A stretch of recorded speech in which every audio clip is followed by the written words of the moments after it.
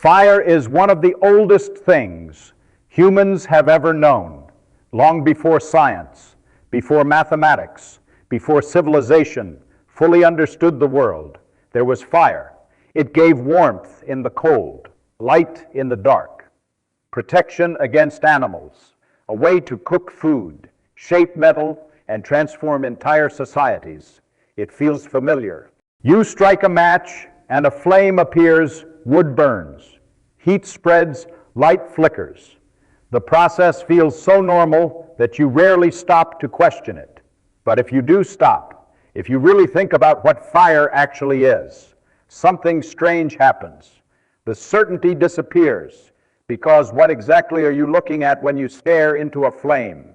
It seems simple at first. You might say fire is heat, or light, or burning material. But none of those answers fully explain what is happening. Heat is something fire produces, not what it is. Light is part of it, but not the whole thing. And the material itself is constantly changing, disappearing, turning into smoke and ash. So where is the fire? You can point to the flame, but the flame is never the same from one moment to the next. The particles inside it are constantly moving, colliding, transforming. Matter enters. Matter leaves, energy spreads outward.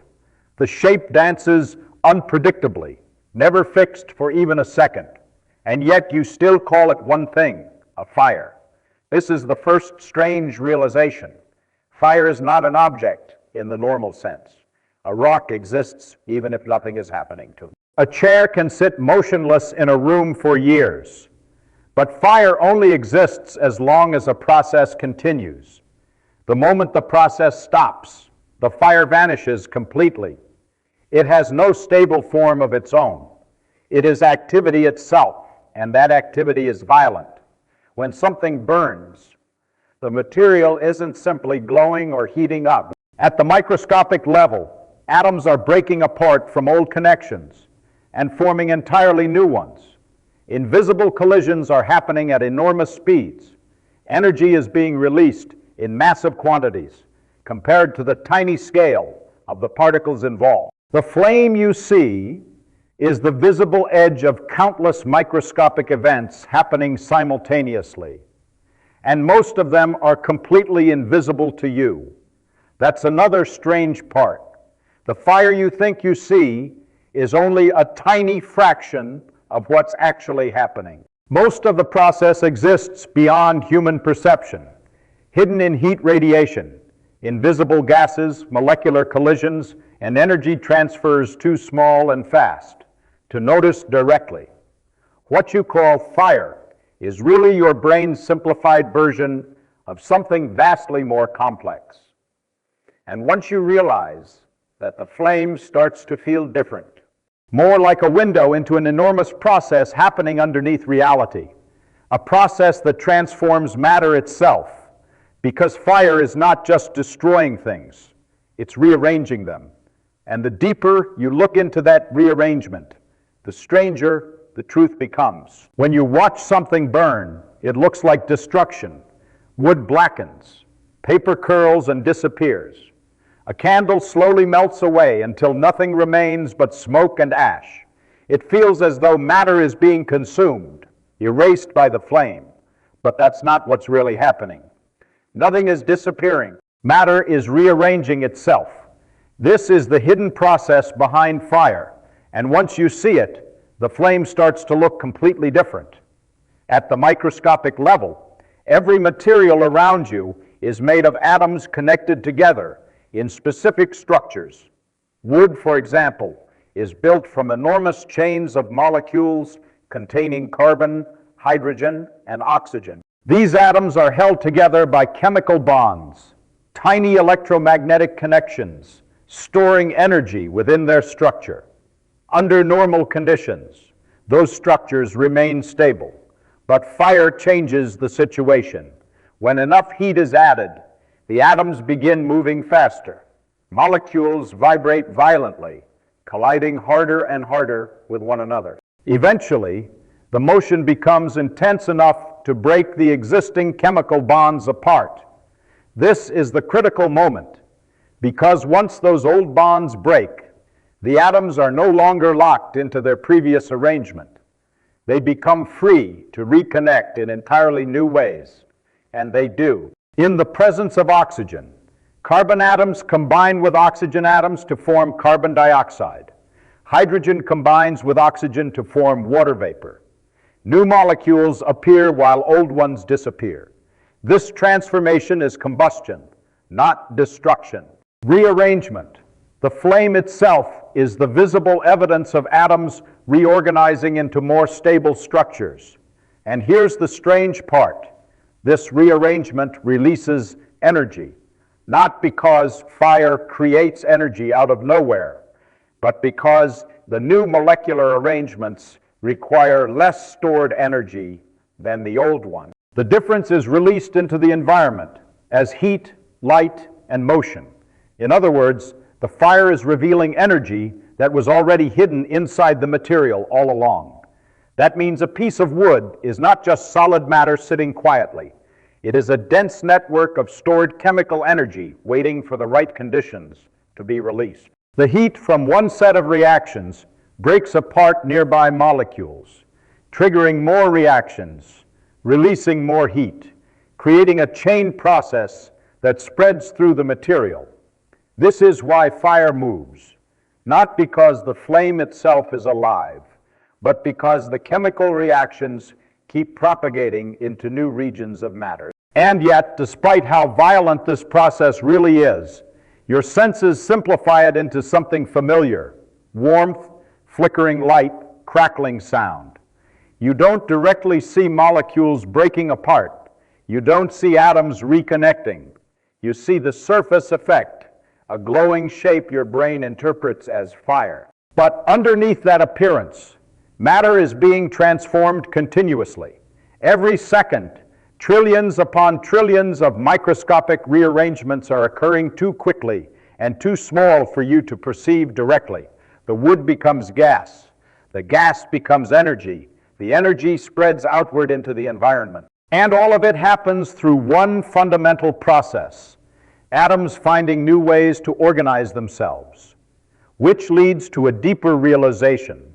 If fire is really matter rearranging itself, then the visible flame may not be the most important part at all. When you think about fire, you probably imagine the flame, the bright orange glow, the flickering movement, the visible shape dancing in the air.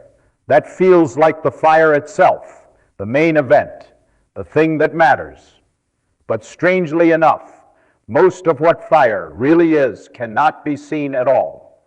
The visible flame is only a tiny fraction of the process. What you're actually witnessing is a narrow slice of an enormous transfer of energy happening across many forms at once: heat, radiation, excited particles, invisible gases, molecular collisions, all interacting continuously, most of them completely beyond human perception. The flame is just the part your eyes happen to detect. This becomes clearer when you realize that fire does not need visible light to exist. A substance can burn without producing a bright flame. Some reactions release mostly heat or infrared radiation instead of visible colors. Others produce flames your eyes can barely detect. In certain conditions, combustion can continue almost invisibly, while enormous amounts of energy are still being transferred. That means the glowing part is not the fire itself. It's just a visual effect created by specific energy transitions happening inside the reaction. As atoms and molecules collide violently during combustion, electrons inside them absorb energy and jump into higher energy states. But those states are unstable. The electrons quickly fall back down, releasing the extra energy as light. That light is what you see. The colors depend on the exact atoms involved and how much energy is being released. Different materials create different wavelengths, producing reds, oranges, blues, or whites, depending on temperature and chemical composition. But visible light is only a small portion of the energy leaving the flame.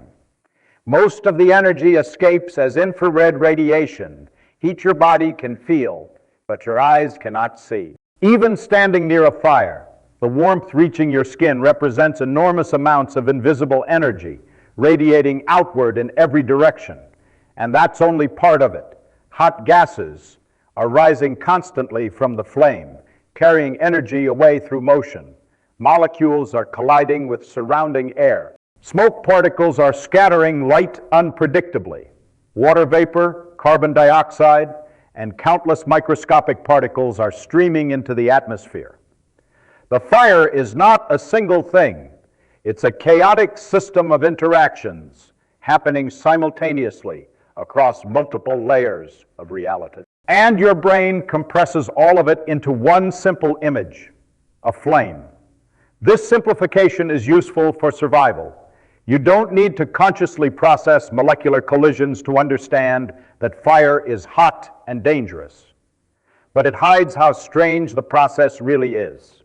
Because the visible flame is almost like the shadow of something deeper. The true event is happening at scales too small and too fast to perceive directly. Atoms breaking apart, electrons shifting states, energy radiating invisibly through space. You only see the tiny portion your senses are designed to capture. And once you realize that, the flame begins to feel less like an object and more like a window, a brief visible glimpse into an invisible world of energy and transformation, constantly unfolding underneath reality itself. At first glance, fire seems like it creates energy. A cold piece of wood suddenly produces heat, light, motion, and sound. Flames rise into the air, warmth spreads through the room, and energy seems to appear from nowhere. It feels almost magical, as if the fire itself is generating power out of empty space. But that's not what's happening. Fire does not create energy. And fire is one of the clearest examples of that process. To understand this, you have to look inside matter itself. The atoms inside wood or paper are not randomly assembled. They are connected in specific chemical structures formed through earlier processes, often powered by sunlight. A tree, for example, grows by capturing energy from the sunday and storing it inside complex molecules through photosynthesis. That means the wood already contains enormous amounts of stored energy long before it burns. The energy is hidden in the arrangement of the atoms. When combustion begins, those arrangements change. Old chemical bonds break apart and new bonds form with oxygen from the air. The new molecular structures are more stable. They require less stored energy to exist. So the excess energy has to go somewhere. It is released outward as heat, as light, as motion. The flame is not producing energy from nothing. It is revealing the energy difference between one arrangement of matter and another. This changes how you think about burning. Because the fire is not the source of the energy, the material is, the flame is simply the mechanism that allows the transformation to happen rapidly enough for you to notice. And once you realize that something deeper becomes visible, matter itself is full of hidden energy, not just explosive fuels or gasoline, but ordinary objects all around you. Wood, food, paper, even your own body contain stored energy within their chemical structures. Life depends on continuously releasing and transferring that energy through controlled reactions. Your body, in a sense, is performing slow combustion all the time. Not with visible flames, but with chemical reactions, breaking apart molecules and releasing stored energy to keep you alive.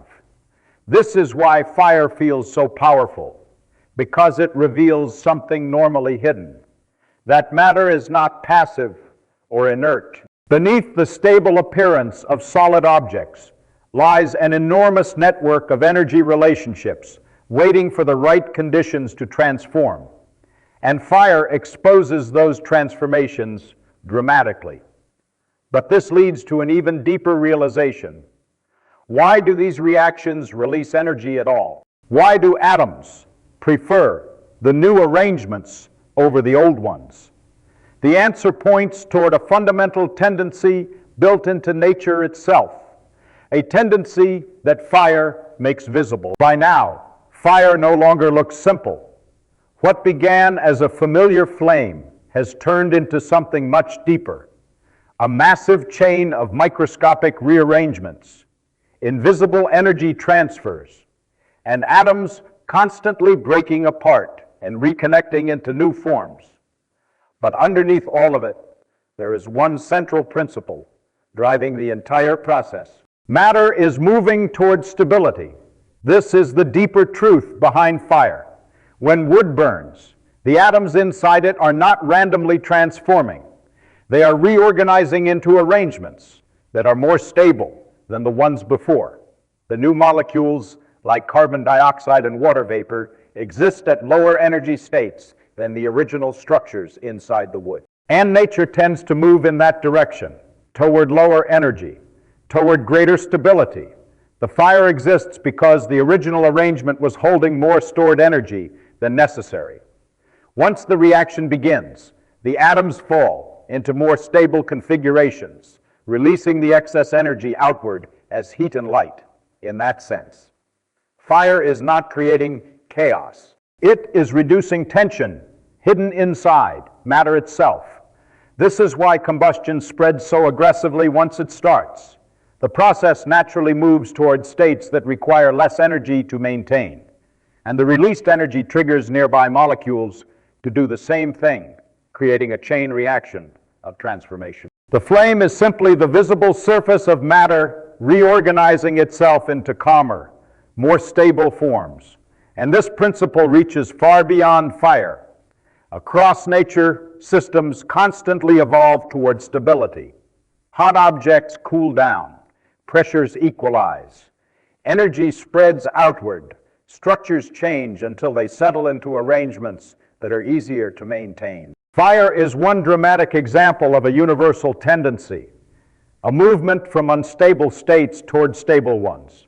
And strangely, this makes the flame feel almost alive, not because it thinks or chooses, but because it behaves like a process searching for balance, spreading, transforming, consuming unstable arrangements, and replacing them with new ones. That's why staring into fire feels so hypnotic.